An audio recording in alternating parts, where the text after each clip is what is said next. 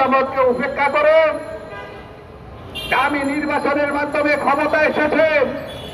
সেই কারণে ওই বাজার হাট ঘাট থেকে শুরু করে এমন কোন জায়গা নেই যেখানে তাদের ওই ছাত্রলীগ যুবলীগ তাদের ওই বাহিনীর চাঁদাবাজি সিন্ডিকেটের থেকে দেশের মানুষ মুক্ত নয়। ওই সিন্ডিকেটের কারণে আজকে প্রত্যেকটা জিনিসের দাম মানুষের নাগালের বাইরে চলে গেছে।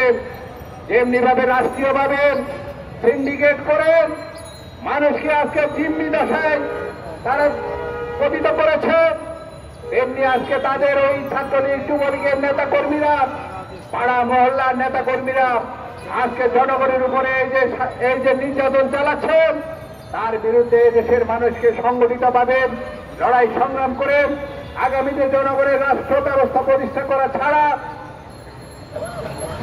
শ্রমিক কৃষক মেহনতি মানুষের রাষ্ট্র ব্যবস্থা প্রতিষ্ঠা করা ছাড়া আমার দেশের মানুষের মুক্তি আসবে না। ফ্যাসিবাদ বিরোধী বাম মোর্চা সেই সংগ্রাম করছে। আমাদের আজকের এই সমাবেশে সভাপতিত্ব করছেন ফ্যাসিবাদ বিরোধী বাম মোর্চার সংগ্রামী সমন্বয়ক নয়া গণতান্ত্রিক গণমোর্চার সংগ্রামী সভাপতি কমরেড জাফর হোসেন।